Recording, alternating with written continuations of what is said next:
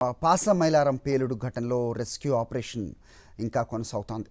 13 మందికి పైగా కార్మికుల ఆచూకీ గల్లంతైన వారి కోసం పోలీసులు, రెవెన్యూ సిబ్బంది గాలిస్తున్నారు. తమ వాళ్ళ ఆచూకీ తెలపాలంటూ కుటుంబ సభ్యులు ఆందోళన వ్యక్తం చేస్తున్నారు. మరోవైపు శిథిలాల కింద ఎవరూ లేరని తేల్చారు అధికారులు. మరోవైపు పటాన్చెరు హాస్పిటల్లో కుప్పలుగా మృతదేహాలు చేరి ఉన్నాయి. DNA పరీక్ష తర్వాత మృతదేహాలను కుటుంబ సభ్యులకు అప్పగిస్తామంటున్నారు అధికారులు.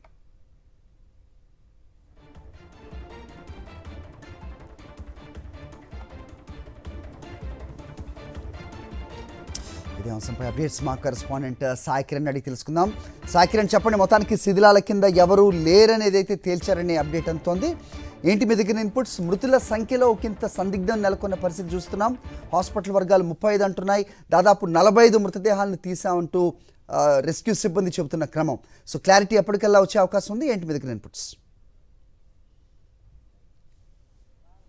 హరి, అయితే పరిశ్రమల ప్రమాదంలో జరిగినటువంటి అత్యంత పెద్ద ప్రమాదంగా దీన్ని ఇప్పటికే చూస్తున్నాం మనము. సో సంగారెడ్డి జిల్లా పటాన్చెరు మండలం పాషమైలారంలో ఈ ప్రమాదం జరిగినటువంటిది తెలిసిందే. సో ఇందులో ఇప్పటికైతే మృతులకు సంబంధించిన సంఖ్యలో పూర్తిగా గందరగోళం నెలకొంది. ప్రస్తుతం మనం చూస్తున్నాం పూర్తిగా వర్షం కూడా పడుతుండడంతో ఈ రెస్క్యూ అనేటువంటిది కొంత కఠినతరంగా మారుతుంది.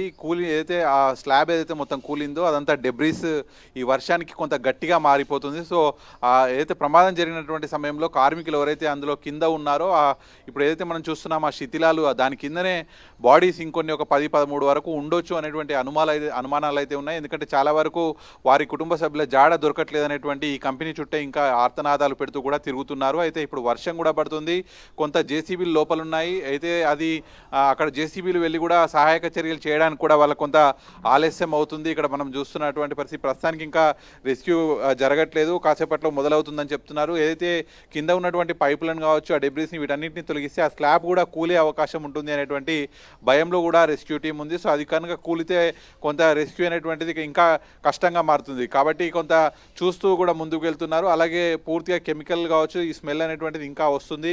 లోపల అయితే ఇప్పటికే ఆ కెమికల్తో కూడినటువంటి పదార్థం అంతా దాంతో పూర్తిగా అక్కడ కార్మికులంతా కూడా ప్రమాదాలు చిక్కుకోవడంతో అక్కడ స్మెల్ అనేటువంటిది ఎక్కువగా వస్తున్నటువంటి పరిస్థితి. సో ఇప్పటికే దాదాపు 36 మంది మృతదేహాలను అయితే పటాన్చెరు గవర్నమెంట్ హాస్పిటల్కి తరలించామని చెప్తున్నారు. కానీ ఇక్కడ రెస్క్యూ సిబ్బంది మాత్రం దాదాపు 40 పైగా ఇక్కడ నుంచి బాడీస్ను తరలించామని వాళ్ళు చెప్తున్నారు. సో మరి హాస్పిటల్కి అందినటువంటి మృతదేహాలకు ఇక్కడ దొరికినటువంటి మృతదేహాలకు లెక్క కొంత పొంతన ఉండట్లేదు. సో మరి ఇప్పటికైనా అధికారులు ఈ లెక్క తేల్చాలి. చాలామంది కుటుంబ సభ్యులు వారి బంధువుల కోసం ఇక్కడ గాలిస్తున్నటువంటి పరిస్థితి. వారి ఆచూకీ ఇంకా లభ్యం కావట్లేదు. దాదాపు ఇంకా 13 మందికి సంబంధించి ఆచూకీ లభ్యం కావాలి. సో మరి ఇప్పటికైతే పరిశ్రమకు సంబంధించి మనం చూస్తున్నాం పూర్తిగా ఆనవాళ్ళు లేకుండా పూర్తిగా కుప్పకూలిపోయింది. ఇంకా డెబ్రీస్ పూర్తిగా వర్షం పడుతుండడంతో అది గట్టిగా మారుతుంది. సో ఇంకా రెస్క్యూ ఆపరేషన్ మరి కాసేపట్లో జరిగే అవకాశం ఉంటుంది. సో మరి ఇంకా ఇక్కడ ఉన్నటువంటి శిథిలాలన్నీ కూడా బయటకు తీస్తే లోపల ఇంకేదైనా మృతదేహాలు ఏ స్థితిలో ఉన్నాయి, అవి ఏంటి, ఎవరెవరివి అనేటువంటిది కూడా ఇంకా తేలాల్సి ఉంది. హరి, రైట్. మరోవైపు హ్యూమన్ రైట్స్ కమిషన్ ఈ మొత్తాన్ని కూడా సుమోటోగా తీసుకున్నట్టుగా కూడా అప్డేట్ అంతోంది సాయి కిరణ్. సో మొత్తానికి ఎలాంటి నిబంధనలు అక్కడ ఉండాలి, ఎలాంటి ట్రైన్ వర్కర్సే ఇలాంటి రిస్క్ ఉన్న చోట పనిచేయాలనేది ప్రధానంగా దృష్టి సారించాల్సిన అవసరం. దాని గురించి ఏమైనా అప్డేట్స్ ఉన్నాయా సాయి? ఖచ్చితంగా హ్యూమన్ రైట్స్లో కూడా దీనిపైన ఇప్పటికే సుమోటోగా కేసు కూడా తీసుకున్నారు. ఖచ్చితంగా స్కిల్డ్ లేబర్స్ అనేటువంటి వాళ్ళు ఉండాలి, కానీ ఎక్కడా కూడా స్కిల్డ్ లేబర్స్ కనబడట్లేదు. కాంట్రాక్ట్ పద్ధతిని కావచ్చు, అప్పటికప్పుడు ఎక్స్ట్రా పని ఉందని చెప్పి తీసుకురావడం, ఇట్లా అనేక మందిని స్కిల్డ్ లేబర్స్ కాకుండా ఇతర రాష్ట్రాల నుంచి చాలా తక్కువ జీతాలకు ఆ రోజు వస్తారు అని చెప్పి కూడా చాలా మందిని ఇక్కడ పారిశ్రామిక వాడల్లో కూడా పనుల కోసం తీసుకొస్తున్నారు. సో అటువంటి వారికి ఇన్సూరెన్స్ కావచ్చు, ఇటువంటివి ఏవి చేపియకుండానే రోజువారీ భత్యం అందిస్తూ కూడా పనులకు పెట్టడం వల్ల ఇటువంటివి ఘటనలు కూడా జరుగుతున్నాయి. ఎందుకంటే చాలా స్కిల్డ్తో కూడుకున్నటువంటి పనులు ఏమాత్రం కొంత చిన్న అటు ఇటుగా మారినా కూడా ఇంత స్థాయిలో ప్రమాదం జరుగుతుంది. ఇక్కడ కూడా జరిగినటువంటి ప్రమాదం కూడా అదే. హెయిర్ బ్రాయర్లలో సంబంధించి దాని క్లీనింగ్లో కొంచెం తేడా ఉండడంతో ఉష్ణోగ్రత పెరిగి అది కాస్త పేలి, హెయిర్ డ్రైయర్ పేలి ఈ విధంగా ప్రమాదం జరిగిందంటేనే ఖచ్చితంగా స్కిల్ లేబర్స్ ఇదంతా కూడా ఉండాలి. కానీ కాంట్రాక్ట్ పద్ధతిని అప్పటికప్పుడు కూడా తెచ్చి ఇక్కడ పనులు చేపిస్తున్నటువంటి పరిస్థితి కూడా ఉంది. దాంతో కూడా ప్రమాదాలు పెరుగుతున్నటువంటి పరిస్థితి కనిపిస్తుంది. Okay Sai, thanks for the inputs. Sangareddy జిల్లా పాసమైలారం సిగాచి పరిశ్రమ ప్రమాదంలో మృతుల సంఖ్యపై పొంతన లేని సమాధానాలు వినిపిస్తున్నాయి. 45 మంది మృతి చెందినట్టుగా రెస్క్యూ టీం చెప్తుంటే అధికారికంగా 39 మందే అంటున్నారు కలెక్టర్. మరోపక్క 35 మృతదేహాలే అప్పగించారంటున్నారు పటాన్చెరు ఆసుపత్రి సిబ్బంది. డిపార్ట్మెంట్ల మధ్య పొంతన లేని సమాధానాలు వినిపించడంతో అసలు ఎంతమంది చనిపోయారన్న దానిపై ఎంతవరకు క్లారిటీ లేదు. దీనిపై కుటుంబ సభ్యుల పరిస్థితి ఎలా ఉంటుంది, వాళ్ళ ఏం ఫీల్ అవుతారనేది మాత్రం ఎవరు పట్టించుకోని సిచ్యువేషన్ కనిపిస్తోంది. రైట్, ఒకసారి పటాన్చెరు ప్రభుత్వ ఆసుపత్రి వద్ద మార్చి దగ్గర నుంచి మా కరెస్పాండెంట్ విష్ణు మరిన్ని వివరాలు అందించే ప్రయత్నం చేస్తారు. విష్ణు, ఒక్కసారి ఆ కుటుంబాల పరిస్థితిని ఆలోచిస్తే ఎంతమంది చనిపోయారు, ఎంతమంది హాస్పిటల్కి తీసుకొచ్చారు, కలెక్టర్ అనౌన్స్ చేస్తున్న మంది ఎంతమంది, దీని అంతటినీ చూస్తే అసలు ఎలా ఫీల్ అవ్వాలి? అంటే చనిపోయిన వ్యక్తుల విషయంలోనే ఇంతటి గందరగోళ పరిస్థితులు ఎందుకు వచ్చాయంటే ఏం చెప్తారు? ఏమైనా అప్డేట్స్ ఉన్నాయి మీ దగ్గర? హరి, ముఖ్యంగా కనుక చూసుకుంటే ఏదైతే సిగాచి కంపెనీ పరిశ్రమకు సంబంధించి కనుక చూసుకుంటే మొదటి నుండి కూడా చాలా రకాలైన లెక్కల్లో అనుమానాలు కనబడతా ఉన్నాయి. ఎందుకంటే మొదటి రోజు నాడు కంపెనీ ఇచ్చిన అటెండెన్స్ లిస్టులో మన దగ్గర ఉన్న దాని ప్రకారం 163 మందికి సంబంధించిన సంఖ్యను మొదటి రోజు కంపెనీ అటెండ్ అయినట్టుగా వాళ్ళు ఇచ్చిన లిస్ట్ ప్రకారం ఉంటుంది.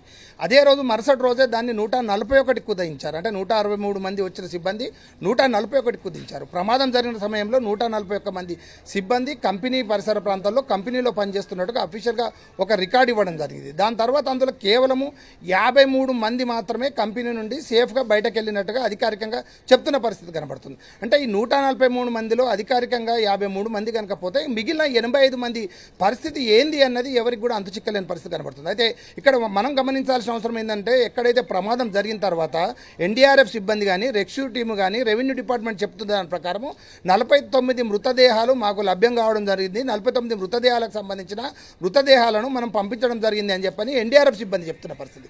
కానీ 49 మృతదేహాలు పటాన్చెరు ప్రభుత్వ ఆసుపత్రికి 5 కిలోమీటర్ల దూరంలో ఉన్న సిగాచి కంపెనీ నుండి పటాన్చెరులో ఉన్న ప్రభుత్వ ఆసుపత్రి మార్చురికి వచ్చేటప్పటికి ఆ సంఖ్య 36కి మారిపోయింది. అంటే 49 నుండి 36కి మారిపోవడంతో అసలు ఈ మార్చురికి రావడం మధ్యన ఉన్న 13 బాడీలు ఎక్కడ పోయా అనేది అర్థం కావట్లేదు. దాని తర్వాత ఇక్కడ 36 సంఖ్య ఇక్కడికి వచ్చిన తర్వాత కలెక్టర్ అఫీషియల్గానేమో మేము 43 రెస్క్యూ జరిగింది అని కలెక్టర్ గారు చెప్తున్న పరిస్థితి ఉంది. అధికారులు ఇక్కడ వైద్యులు చెప్తున్న పరిస్థితి మాకు 35 బాడీస్ మాత్రమే అందాయి, 35 బాడీస్ను మేము స్టోర్ చేసుకోవడం జరిగిందని చెప్పి ఇక్కడ వైద్యాధికారులు చెప్తున్నారు. అయితే మొత్తంగా 13 మంది ఎక్కడ పోయారు, ఎక్కడున్నారు అనేది అర్థం కావట్లేదు. ఇక్కడ మరొక విచిత్రమైన అంశం ఏంటంటే ఈ 30 ప్రభుత్వం చెప్తున్న 34 మందికి సంబంధించిన బాడీలకు సంబంధించి కనుక చూసుకుంటే మనం చూడొచ్చు. ఇప్పుడు మనం మార్చు దగ్గర ఉన్నాం, ఎంత నిర్మానుష్యంగా ఉంది అని అంటే మార్చురులో ఇంకా అందులో 23 బాడీస్ ఉన్నాయి. కానీ కనీసం 23 బాడీస్కి సంబంధించిన కుటుంబ సభ్యులు ఎవరు వారు ఏంది అన్నది కనబడి ఇప్పుడు మన దగ్గర బీహార్కి సంబంధించిన 2, నేపాల్కి సంబంధించిన 2 మాత్రమే రావడం జరిగింది. మరి మార్చురీలో ఉన్న బాడీకి సంబంధించిన కుటుంబ సభ్యులు ఎవరు? కానీ ఇక్కడికి వచ్చిన వారిలో చాలామంది మాకు డెత్లో లేరు, మా పేర్లు అట్లాగే హాస్పిటల్లో లేరు, సేఫ్ అయిన వారిలో లేరు. మరి మా వాళ్ళు ఎక్కడున్నారంటూ మరికొంతమంది వస్తూ ఉన్నారు. అసలు ఎక్కడ ఏ లెక్కల పొంతన లేని పరిస్థితి కనబడతా ఉంది. అయితే ఈరోజు మనం కనుక చూసుకుంటే నిన్న 14 బాడీస్ ఐడెంటిఫై కావడం జరిగింది. అందులో 11 బాడీస్ను మనము హ్యాండ్ ఓవర్ చేయడం జరిగింది అని చెప్తా ఉన్నారు. సరే, మొత్తంగా పటాన్చెరు ఏదైతే ఇండస్ట్రీ ఏరియాలో ఉన్న ఆసుపత్రికి వచ్చిన లెక్కలే కనుక చూసుకుంటే 36 బాడీస్లో 14 బాడీస్ కనుక ఐడెంటిఫై జరిగితే మిగతా బాడీకి సంబంధించిన డిఎన్ఏ టెస్ట్లో కేవలం 12 మంది మాత్రమే డిఎన్ఏ టెస్ట్ పూర్తి కావడం అని చెప్తా ఉన్నారు. అంటే 12 మంది డిఎన్ఏ టెస్ట్ పూర్తయిన వాళ్ళకు ఈరోజు సాయంత్రానికో రేపు ఉదయానికో వాళ్ళకు వాళ్ళ కుటుంబ సభ్యులకు అందజేసే అవకాశం కనబడుతుంది. మరి మిగతా 16 మందికి సంబంధించిన డిఎన్ఏ టెస్టులకు కుటుంబ సభ్యులు ఎందుకు రావట్లేదు? వాళ్ళ కాంటాక్ట్స్ అంత పెద్ద కంపెనీలో 35 ఏళ్ల క్రితం స్థాపించబడ్డ కంపెనీలో కాంటాక్ట్ ఎందుకు లేదు? వారిని అధికారులు ఎందుకు సంప్రదించలేకపోతున్నారు? మీ కుటుంబ సభ్యులు చనిపోయి ఉన్నారు, వచ్చి డిఎన్ఏ టెస్టులకు రక్త నమూనాలు ఇవ్వండి అని చెప్పి ఎందుకు చెప్పలేకపోతున్నారు అన్న విషయంలో ఎవరికి క్లారిటీ లేదు. అటు రెవెన్యూ డిపార్ట్మెంట్ క్లారిటీ లేదు, ఇటు వైద్య శాఖ అధికారులకు క్లారిటీ లేదు, ఎవరికి క్లారిటీ లేదు. ఇక్కడ ఉన్న వాళ్ళేమో మృతదేహాల్లో మా బంధువులు లేరు అని కొంతమంది చెప్తున్నారు. కానీ కొంతమంది మాత్రం మా మృతదేహాలు వచ్చిన వారికి మాత్రం హ్యాండ్ ఓవర్ చేయట్లేదు. ఇట్లా రకరకాలమైన గందరగోళమైన పరిస్థితుల మధ్యన మొత్తం అసలు సిగాచి కంపెనీ ప్రమాదంలో ఉన్న వ్యక్తులపైన అట్లాగే ప్రమాదంలో ఆ రెస్క్యూ ఆపరేషన్లో ఇచ్చిన వ్యక్తులపైన ఒక తీవ్రమైన గందరగోళం నెలకొందని చెప్పవచ్చు. అయితే ముఖ్యంగా తెలుగు రాష్ట్రాలకు సంబంధించిన 12 మందికి సంబంధించిన బాడీస్ నిన్న హ్యాండ్ ఓవర్ చేయడం జరిగింది. మిగతా వాళ్ళందరూ కూడా యూపీ అట్లాగే ఒరిస్సా, బీహార్కి సంబంధించిన లేబర్ అందరూ ఉన్నారు. వీళ్ళందరూ కూడా గత 48 గంటల నుండి కూడా ఇక్కడే ఉండి మా బాడీస్ను తీసుకెళ్ళండి, బీహార్ తీసుకెళ్తామని చెప్పని మాట్లాడుకుంటున్న పరిస్థితి కనబడింది. మనతో కొంతమంది బీహార్కి సంబంధించిన వాళ్ళు ఉన్నారు. आपका आदमी कौन है इधर?